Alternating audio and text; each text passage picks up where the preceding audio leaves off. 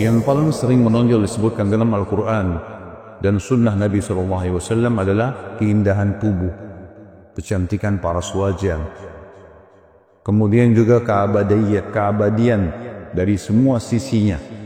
Nah, dari semua sisinya termasuk mereka akan dalam keadaan perawan selalu. Walaupun setelah berhubungan biologis sama suami, maka akan kembali lagi perawan begitu terus.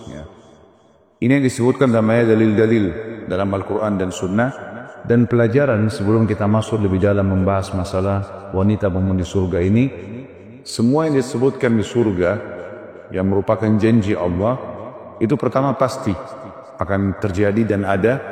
Dan yang kedua, itu adalah simbol kehidupan orang beriman. Artinya, digambarkannya wanita di surga dari kecantikan tubuh, paras wajah, warna kulit, lantunan suara yang syahdu dan baik, itu semua menggambarkan harusnya wanita mukmin di surga seperti itu, di dunia seperti itu. Banyak muslimah yang tidak peduli dengan perawatan dirinya, memperhatikan kebaikan yang Allah berikan pada paras wajah dan apalah anggota tubuh yang mungkin dia bisa gunakan untuk ketaatan kepada Allah dengan suaminya, ini dilalaikan. Padahal sebenarnya bagian daripada syariat. Sebagaimana saya pernah titik beratkan, di surga digambarkan istana yang mewah, temboknya dari emas, kemudian kebun-kebun yang luas, air, sungai yang banyak, kenikmatan yang abadi. Ini juga menandakan kehidupan orang muslim di dunia.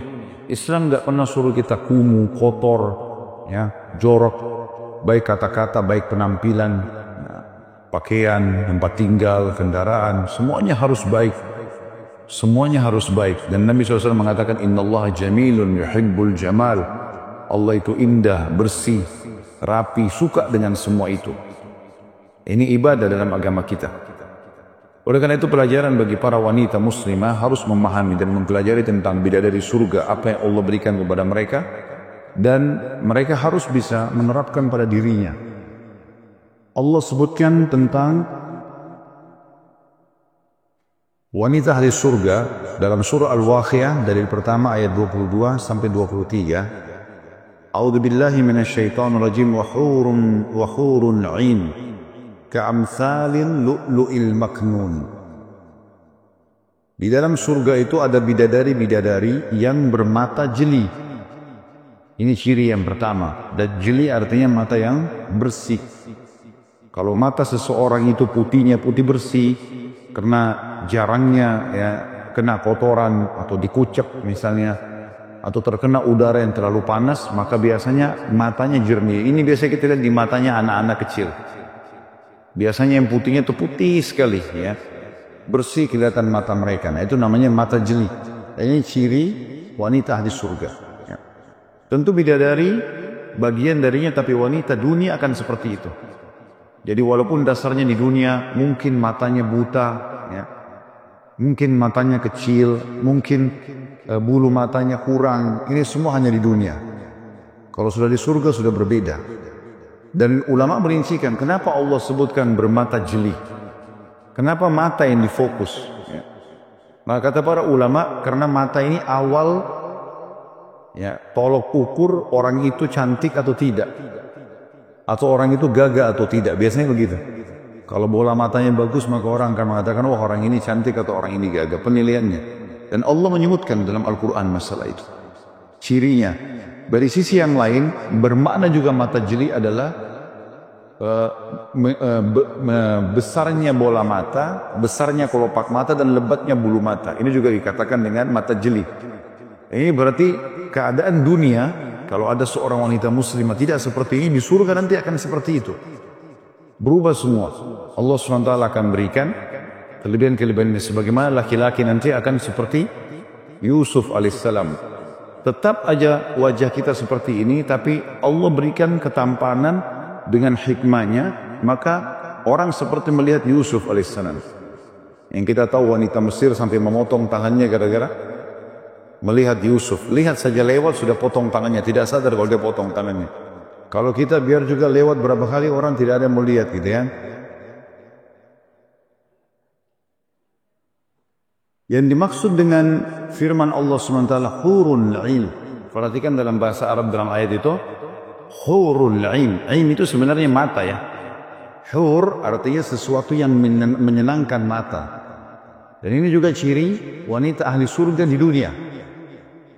Nabi SAW menggunakan kalimat ini berkata, wanita ahli surga, wanita yang kalau kau lihat kepadanya, kau akan senang. Kalau kamu memerintahkan kepadanya, maka dia akan patuh. Dan kalau engkau lagi safar, maka dia akan menjaga kehormatannya. Jadi disebutkan ciri itu di dalam sifat wanita mukminah di dunia, dan ini juga sifat di akhirat. Tapi bidadari dikatakan hurun ain, istilah buat mereka atau wanita di surga ini, karena tidak akan pernah berubah. Tatapan matanya akan selalu syahdu, kalimatnya selalu santun, tidak ada lagi emosional, ya, tidak ada lagi yang tua dan anak-anak, semuanya sebaya. Itu dimaknakan juga dengan hurun ain. Ulama tafsir juga mengatakan dimaksud dengan ka'amsalil lu'lu'il maknun, mereka seperti al-maknun, ialah tersembunyi lagi tersimpan, yang tidak berubah kejernihan warnanya akibat sinar matahari atau permainan tangan. Jadi saya bilang kalau dikucek mata kena matahari maka akan berubah warnanya. Biasanya bola mata jadi kuning, jadi merah, itu karena terganggu. Tapi kalau bola mata itu mungkin orang di rumah sakit misalnya, dia dirawat dengan sterilnya udara, biasanya ada perubahan. Kalau dirawat sebulan, ada mungkin sakit, kakinya patah, itu biasanya berpengaruh kepada mata. Kalau dia tidak membuatnya letih, ya. Itu makna daripada ayat ini. Allah SWT juga menyebutkan ciri yang lain selain bermata jeli. Dalam surah An-Naba ayat 31-33, A'udzubillahi minasyaitonirrajim, innalil muttaqina mafaza hadaiqa wa anaba wa kawa'iba atraba. Sesungguhnya orang-orang yang bertakwa akan mendapatkan kemenangan, yaitu kebun-kebun dan buah anggur dan gadis-gadis remaja yang sebaya. Artinya umur mereka sebaya semuanya, ya. Sebagian ulama mengembalikan makna sebaya kepada hadis baginda Nabi SAW, kalau ahli surga semuanya umurnya 33 tahun. Tidak lebih sehari dan tidak kurang sehari, baik laki-laki ataupun perempuan, ya. Ini pendapat yang paling kuat sebenarnya dalam masalah yang dimaksud dengan kawaiba atraba atau gadis-gadis yang sepadan. Dimaksud dengan atrab, kawaid atau qaib adalah wanita cantik yang ranum. Di sini pendapat sebagian ulama, artinya Allah berikan tubuhnya sangat indah. Itu yang dimaksud dengan kawaiba atraba. Jadi makna gadis-gadis remaja yang sebaya selain umur juga memiliki tubuh yang sempurna. Atrab selain tadi kata kawaiba atraba, atrab artinya usia yang sebaya, yang tidak ada lebih tua atau lebih muda. Juga dalam ayat yang lain disebutkan, dalam ayat yang lain dari surah Al-Waqi'ah. Tadi itu dalam surah Naba ya. Al-Waqi'ah ayat 35-37 juga berbunyi, A'udzubillahi minasyaitonirrajim, ciri lainnya, inna ansha'nahunna insya'a faja'alnahunna abkara uruban atraba. Sesungguhnya kami betul-betul menciptakan mereka para bidadari-bidadari dengan langsung. Berarti bidadari di surga tidak melalui prosesi kayak kita. Hubungan biologis dari sperma, dari sel telur, bayi, anak-anak, melalui proses tidak ada. Mereka mirip dengan malaikat. Diciptakan Allah langsung sempurna seperti itu. Kita dimaksud dengan ansha'nahunna insya'a, atau kami menciptakan mereka secara langsung dan kami jadikan mereka gadis-gadis yang perawan. Kata ulama tafsir yang dimaksud adalah setiap habis biologis dengan suaminya maka akan kembali perawan. Begitu terus yang sifatnya abadi. Kemudian uruban atraba, penuh dengan cinta lagi sebaya umurnya. Ini ciri tambahannya adalah masalah diciptakan secara langsung, kemudian selalu perawan dan juga penuh dengan cinta. Kalau sebaya umur tadi sudah disebutkan dalam firman Allah tadi surah An-Naba. Dan ulama tafsir juga mengatakan dimaksud dengan penuh dengan cinta adalah cintanya tidak akan pernah berubah sama suaminya. Itu yang dimaksud dengan cinta, dan ini pujian Allah kepada bidadari yang akan melayani hamba-hambanya di surga. Dan ini semestinya seorang mukminah di dunia mengetahui masalah itu. Dia berusaha untuk cintanya tidak mudah dikendorkan. Makanya jangan pernah nonton, Bapak Ibu sekalian, ibu-ibu terutama, film-film barat yang menggambarkan karena banyaknya dia bergaul sama laki-laki, maka digambarkan dalam cerita-cerita mereka, dia bisa mengatakan pada suaminya, saya sudah tidak ada cinta, lalu tinggalkan rumah tangganya. Ini haram dalam Islam. Tidak mungkin itu. Dan Allah memberikan wanita dominan perasaan, maka dia sulit mengalihkan cintanya sebenarnya. Dia tidak bisa membagi itu. Maka itu yang dimaksud juga dalam sifat bidadari di surga ini.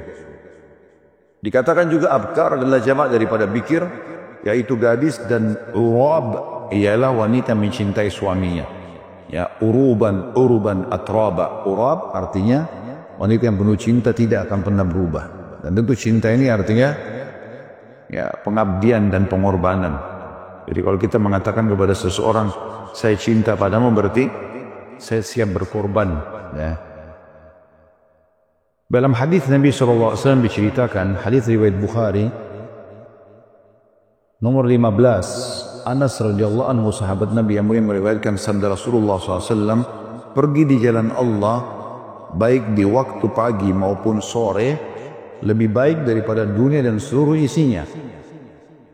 Jadi kalau pergi jihad, pergi untuk ilmu, pergi cari nafkah yang halal, selama di jalan Allah, maka perjalanan yang kita pakai itu, termasuk Bapak Ibu hadirin insyaallah majelis ilmu ini, itu pahalanya lebih baik daripada dunia dan seluruh isinya.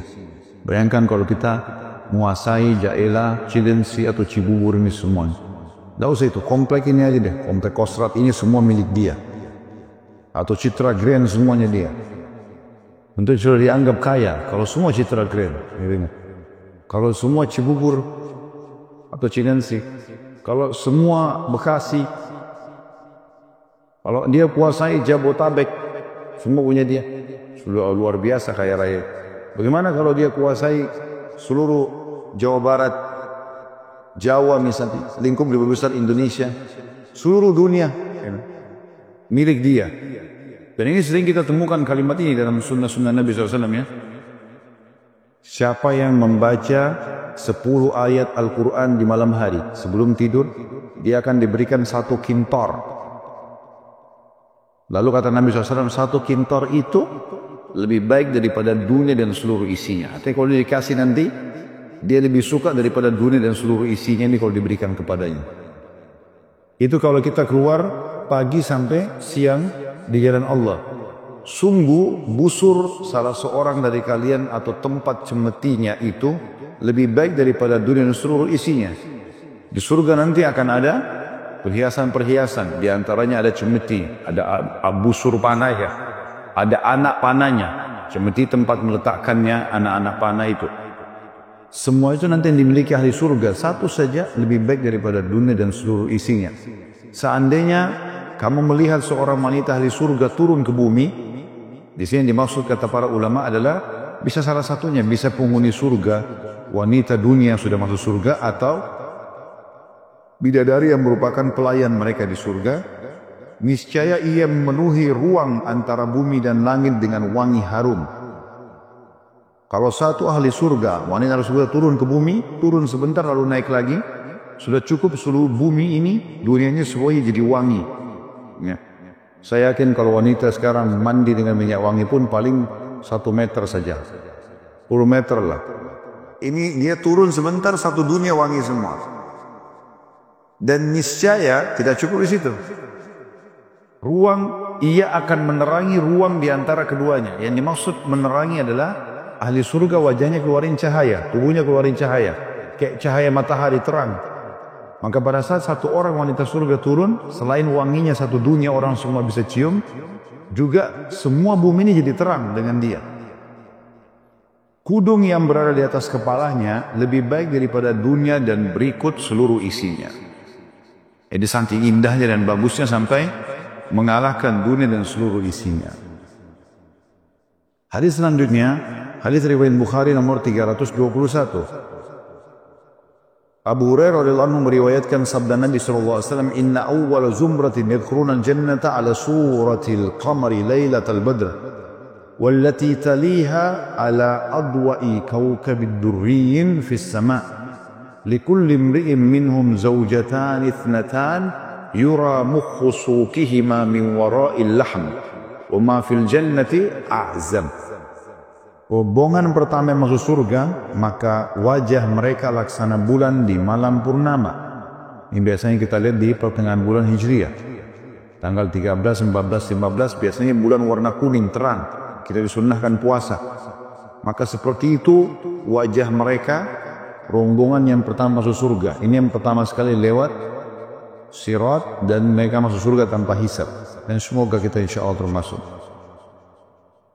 Dan rombongan berikutnya adalah wajah mereka laksana bintang yang bersinar paling terang di langit. Bercahaya tapi kecil. Tidak seperti bulan purnama tadi. Masing-masing orang membawa 2 orang istri yang isi betis keduanya terlihat dari balik dagingnya. Di surga tidak ada lagi orang hidup membujang. Nah, jadi yang bujang gembiralah.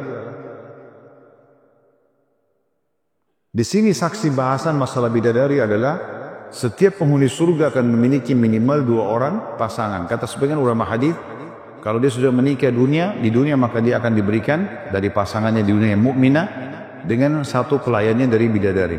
Kalau tidak maka Allah akan berikan kepadanya 2 bidadari. Dan yang dimaksud dengan ciri khasnya adalah isi betis keduanya terlihat dari balik dagingnya. Ini bahasa yang digunakan oleh orang Arab kalau seseorang berkulit putih. Biasanya kalau kulitnya putih sekali, urat-urat sarafnya, urat-uratnya kan kelihatan. Ini makna daripada perkataan tersebut. Bisa terlihat dari balik dagingnya. Dan di surga tidak ada lagi yang membujang, maksudnya semuanya tidak ada lagi, laki-laki dan perempuan. Tidak ada lagi yang sendirian. Ulama menjelaskan tentang masalah bagaimana kalau seseorang meninggal belum sempat menikah, laki-laki atau perempuan. Maka kalau laki-laki dia akan mendapatkan dari bidadari, kalau perempuan dia akan dinikahkan dengan salah satu penghuni surga yang Allah tunjukkan untuknya. Ya. Tentu kalau dia pernah menikah pun, kalau dia pernah menikah dan dia cerai, selama dia belum menikah lagi sama orang lain, kalau suaminya itu memiliki derajat yang bagus di surga dikembalikan kepada suaminya, walaupun sudah cerai di dunia. Tapi kalau dia menikah dengan 2 laki-laki, pernah menikah dengan yang satu, kemudian cerai atau meninggal, lalu dia menikah lagi dengan yang kedua, maka dia akan bersama dengan yang paling baik akhlaknya atau imannya. Sebagaimana perkataan Ummu Salamah radhiyallahu anha yang berkata, ya Rasulullah, bagaimana nasibnya dengan wanita yang memiliki 2 orang suami?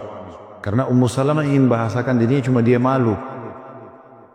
Dia punya suami pertama Abu Salamah, sekarang suaminya Rasulullah SAW. Gak mungkin dia bertemukan antara keduanya dan dia berharap bersama Nabi di surga. Pasti Nabi derajatnya lebih tinggi. Maka kata Nabi SAW, wahai Ummu Salamah, sesungguhnya dia akan bersama dengan yang paling baik akhlaknya. Dan ketahuilah, akhlak yang mulia telah mengangkat derajat yang tinggi di surga. Hadis selanjutnya adalah hadis yang diriwayatkan Tabarani dalam Awsat dengan sanad yang bagus, sementara dinyatakan oleh Al-Haythami juga meriwayatkan dalam kitab Al-Majma' di jilid 10 halaman 418. Abu Sa'id Al-Khudri radhiyallahu anhu meriwayatkan sabda Nabi SAW, sesungguhnya seseorang duduk santai di surga selama 70 tahun sebelum berpindah tempat. Kemudian istrinya datang kepadanya lalu melihat wajahnya pada pipi istrinya. Jadi saking licinnya dan mengkilatnya pipi istrinya, dia bisa bercermin. Kalau istri kita di dunia dari kita bolak-balik lihat, tidak bisa mantul-mantul ya. Dikatakan yang lebih bening dibandingkan cermin. Dan ini ibu-ibu juga di dunia asal mukminah begitu nanti. Tidak pakai salon-salon ini, langsung ciptaan Allah. Intan yang paling kecil yang dipakai jadi hiasan di bajunya, dapat menyinari antara timur dan barat. Terang sekali. Istrinya memberi salam kepadanya. Jadi saking sempurnanya perempuan ini, dulu istri di dunia pun berubah. Waktu dipertemukan sama Allah di surga, maka si suami sudah nggak kenal istrinya. Maka istrinya memberikan salam, ia pun menjawab salamnya. Lalu dia sempat bertanya pada istrinya, siapa anda ini? Ia menjawab, aku adalah tambahan atau mazid. Ya, maksudnya aku adalah istri. Lalu ia memakai 70 pakaian. Maksudnya dia menggonta-ganti pakaian 70 kali dalam sehari. Ini makna hadis. Makna lainnya adalah dia setiap saat bisa mengganti sampai 70 macam warna dan pakaian. Sudah saya jelaskan itu hari ya. Ahli surga punya seperti buah delima yang besar. Kalau dia mau ganti baju, dia cuman niat dalam hati, belum bicara. Datang sendiri buah itu terbuka. Dalamnya ada 70 gaun yang berbeda warna dan corak. Kalau dia mau yang salah satunya, misalnya deretan yang ketiga, dia baru niat, kayaknya ini saya mau pakai. Tiba-tiba sudah terpakai di badannya. Nggak dipakai muka lagi, ganti lagi, taruh di tempat baju kotor, nggak ada lagi. Kemudian tertutup. Kalau 1 menit kemudian dia mau ganti lagi bajunya, maka dengan sendirinya datang lagi terbuka, sudah beda lagi, 70 warna, 70 motif berbeda lagi. Seperti itulah. Itu makna ia memakai 70 pakaian. Dan yang paling kecil seperti Gunung Nu'man, ya, karena bagusnya. Gunung Nu'man gunung yang sangat besar. Biasanya kenapa baju pengantin selalu besar-besar, dibuat panjang? Karena dianggap itu keagungan gitu ya, bagi kaum wanita. Maka nanti seperti itulah pakaian mereka, gaun-gaunnya besar sekali, sampai seperti gunung. Karena memang semua manusia kan tinggi ya pada hari kiamat. Berasal dari pohon tuba, ya. Pohon tuba sebagian ulama mengatakan pohon yang menghasilkan buah dan daun yang berwarna-warni dan wangi. Ia menerawangnya sehingga melihat isi betisnya dari balik pakaiannya. Maksudnya dia bisa melihat saking bersihnya kulit si perempuan tadi, dan juga bagusnya baju yang dipakai dan tipis, maka dia bisa melihat dari luar pakaian tersebut ke dalam. Wanita tersebut memakai mahkota, dan intan yang paling kecil miliknya dapat menyinari antara timur dan barat. Penulis berkata, pernyataannya aku adalah mazid tambahan semakna dengan firman Allah Subhanahu wa taala dalam surah Qaf ayat 35. A'udzu billahi minasyaitonir rajim. Lahum ma yasha'una fiha waladaina mazid. Mereka di dalamnya memperoleh apa yang mereka kehendaki, dan pada sisi kami ada tambahannya. Jadi yang dimaksud di sini ada tambahan adalah, ada juga sebagian ulama mengatakan nanti ahli surga kalau masuk ke dalam surga, maka sudah dinikmatin semuanya, akan ada bidadari yang berterbangan di atas surga lalu mampir ke istana orang-orang tertentu saja. Orang-orang tertentu saja dari ahli surga. Kemudian turun dan berkata, wahai hamba Allah, apakah kau masih membutuhkan tambahan? Kalau dia mengatakan iya, maka dia menjadi bagian daripada istrinya. Kalau enggak, maka dia akan pergi mencari istana yang lain. Allahu alam, antum mau suruh dia pergi atau tidak? Ada.